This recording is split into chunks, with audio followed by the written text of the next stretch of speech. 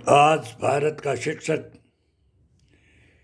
Parliament की विपक्ष से बात करना चाहता है। इतने बड़े किसान आंदोलन के लिए विपक्ष का क्या फर्ज है और किस तरह विपक्ष ने उनका साथ देना चाहिए, ये बात भारत का शिक्षक भारत की विपक्ष को बताना चाहता है। ऐसे आपत्ति काल में विपक्ष का क्या फर्ज है, ये आपको जानना चाहिए। मेरे विपक्ष के साथियों, आपको मैं ये बताना चाहता हूँ कि केवल मात्र भाषण देने से, केवल मात्र शब्दों में किसान आंदोलन का समर्थन करने से किसानों को लाभ नहीं होता। मैं आपको एक बात बताना चाहता हूँ।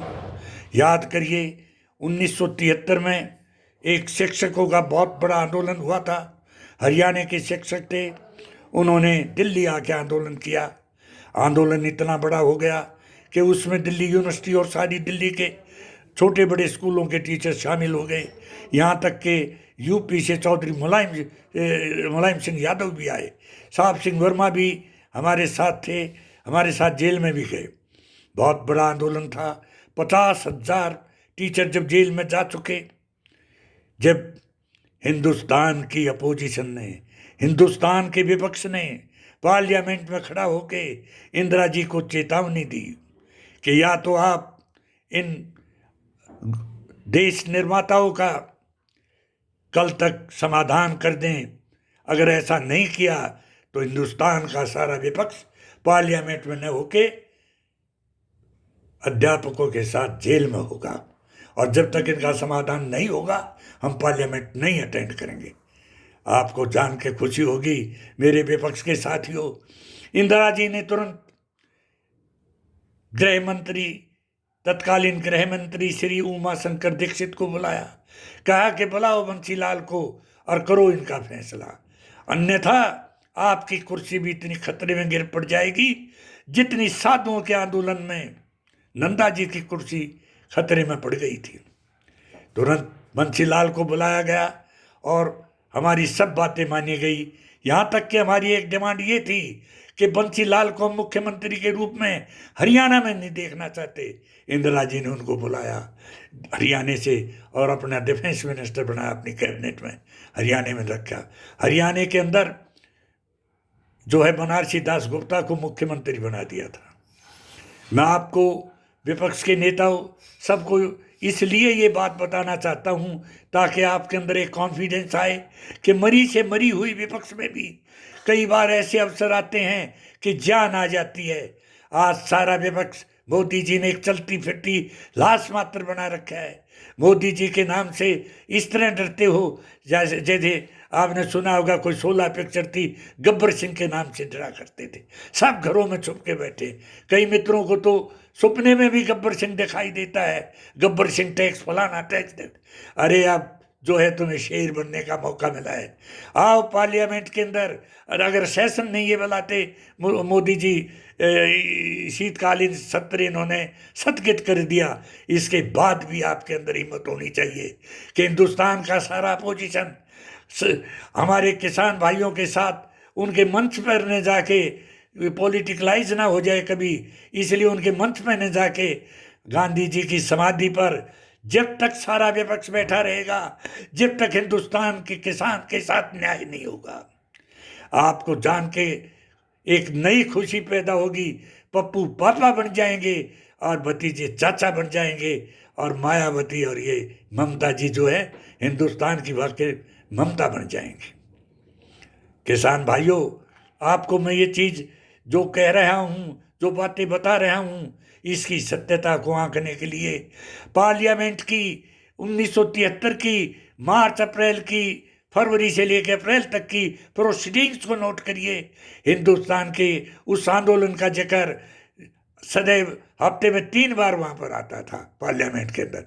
सारी चीज़ें पार्लियामेंट की गवाह हैं, प्रोसीडिंग में शामिल है। सन 1973 की मार्च अप्रैल की प्रोसीडिंग पढ़े और अपने में हिम्मत लाएं, साहस लाएं। चलती फिरती लाश से आप जिंदा होके किसानों का साथ दें।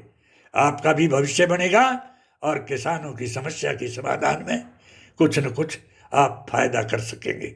मेरी आज अपोजिशन से, हिंदुस्तान के विपक्ष से, सभी हिंदू भारत के शिक्षकों की तरफ से यही प्रार्थना है कि आप उनका साथ दें, और साथ देने का तरीका यही है, घर बैठ के छुप के मोदी के CBI VBI EBCB से डर के दुब के बैठे हो, जैसे चलती फिरती लाश हो, छुप के बैठे हो।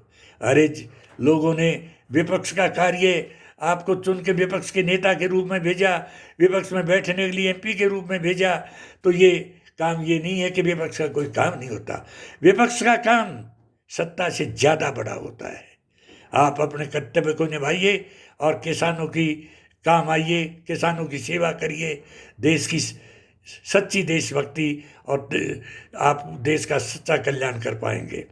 अपोजिशन तो हवा में उड़ा देगी सत्ता को।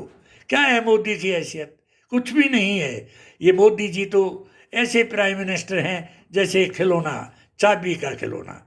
जितनी चाबी ये पूंजीपति भर देते हैं उतना ही चलता है, जितनी चाबी इसके अंदर आपके RSS वाले भर देते हैं ये उतना ही चलता है।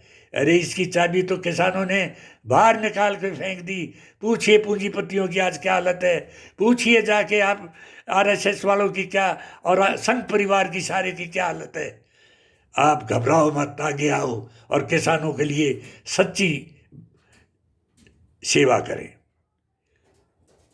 जय हिंद। हाँ, इससे पहले कि मैं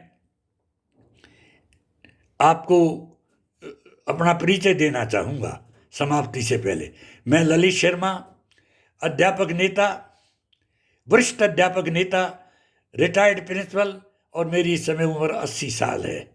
और आपको मैं ये भी बता देना चाहता हूँ कि मैं हर प्रकार की सहायता के लिए अपने किसान भाइयों के साथ हूँ, इस उम्र में भी। आप कृपया मेरा परिचय लें और पार्लियामेंट की प्रोसीडिंग्स में देखें कि हमने जो बताया वो सच है कि नहीं। आओ आगे और सेवा में रत हो जाओ। Thank you. जय हिंद।